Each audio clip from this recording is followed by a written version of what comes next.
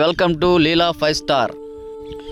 ఈరోజు 3 శతాబ్దాల క్రితం సముద్రాన్ని దాటి వచ్చిన విదేశీయుల విశ్రాంతి స్థలాలు ఇవి. ఆంధ్రప్రదేశ్ తీరంలో బందరు అని పిలిచే మచిలీపట్నం శివార్లలో వలందపాలెం అనే నిశ్శబ్ద ప్రాంతంలో చరిత్ర మౌనంగా నిలబడి ఉంది. అదే డచ్ వారి సమాధి స్థలం.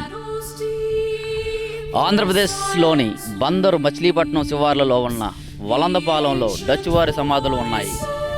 చరిత్ర ప్రకారం 17వ శతాబ్దంలో డచ్ వ్యాపారులు సముద్ర మార్గంలో మచిలీపట్నం వచ్చి పట్టణ శివారులో స్థిరపడ్డారు. వారు స్థిరపడిన ప్రాంతమే కాలక్రమేణా వలందపాలెంగా మారింది. హాలాండ్ నుండి వచ్చిన వారిని హాలాండీయులు లేదా వలండీయులు అని పిలిచేవారు. ఆ పేరు మీదగానే ఈ ప్రాంతానికి వలందపాలెం అనే పేరు వచ్చింది. మీరు చూస్తున్న సమాధుల వివరాల గురించి తెలుసుకుంటే, ఇక్కడ డచ్ శ్మశాన వాటికను ప్రస్తుతం భారత పురావస్తు శాఖ నిర్వహిస్తుంది మరియు పర్యవేక్షిస్తుంది. ఈ సమాధులు ఆ కాలం నాటి డచ్ వారికి ఉనికిని చారిత్రాత్మక సాక్ష్యాలుగా నిలుస్తాయి. సమాధుల వివరాలకు వస్తే, ఇక్కడ డచ్ శ్మశాన వాటికను ప్రస్తుతం భారత పురావస్తు శాఖ నిర్వహిస్తుంది మరియు పర్యవేక్షిస్తుంది. ఈ సమాధులు ఆ కాలం నాటి డచ్ వారి ఉనికికి చారిత్రాత్మక సాక్ష్యాలుగా నిలుస్తాయి. సమాధుల వివరాలకు వస్తే, ఇక్కడ డచ్ శ్మశాన వాటికను ప్రస్తుతం భారత పురావస్తు శాఖ నిర్వహిస్తుంది మరియు పర్యవేక్షిస్తుంది. ఈ సమాధులు ఆ కాలం నాటి డచ్ వారి ఉనికికి చారిత్రక సాక్ష్యాలుగా నిలుస్తాయి. ఇవి సాధారణ రాళ్ళు కావు, ఇవి సాధారణ సమాధులు కూడా కావు. 3 శతాబ్దాల క్రితం సముద్రాన్ని దాటి వచ్చిన విదేశీయుల చివరి విశ్రాంతి స్థలాలు ఇవి. ఆంధ్రప్రదేశ్ తీరంలో బందరు అని పిలిచే మచిలీపట్నం శివార్లలో వలందపాలెం అనే నిశ్శబ్ద ప్రాంతంలో చరిత్ర మౌనంగా నిలబడి ఉంది. డచ్ వారికి సమాధి స్థలం ఇదే.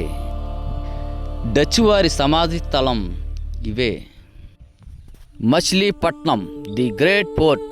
16-17 శతాబ్దాల్లో మచిలీపట్నం భారతదేశంలోని ఒక సాధారణ పట్టణం కాదు, ఇది ఒక అంతర్జాతీయ సముద్ర వాణిజ్య కేంద్రం. ఇక్కడ నుండి ముస్లిం వస్త్రాలు, పట్టుబట్టలు, నీలిరంగు, ఇండిగో మరియు మసాలా ద్రవ్యాలు యూరప్ దేశాలకు ఎగుమతి అయ్యేవి.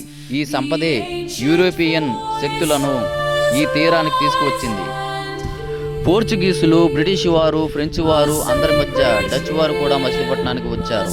సుమారు 1605 నుండి Dutch east India company VOC ఇక్కడ తమ వ్యాపార కేంద్రాన్ని ఏర్పాటు చేసింది. డచ్ వ్యాపారులు, నావికులు, అధికారులు ఇక్కడ నివసిస్తూ సంవత్సరాల తరబడి పనిచేశారు. కానీ అందరూ తిరిగి తమ విదేశాలకు వెళ్ళిపోయారు.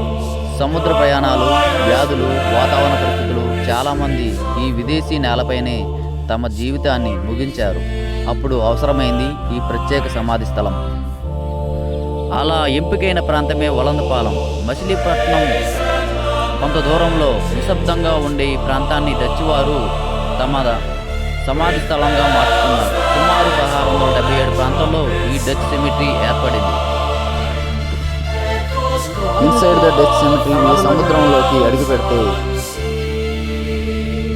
డచ్ సెమిటరీ సమాధుల్లోకి అడుగుపెడితే ఒక యూరోపియన్ ప్రపంచంలోకి వెళ్ళినట్టు అనిపిస్తుంది. భారీ రాతి సమాధులు. Inside the Dutch cemetery. ఈ సమాధుల్లోకి అడుగుపెడితే ఒక యూరోపియన్ ప్రపంచంలోకి వెళ్ళినట్టు అనిపిస్తుంది.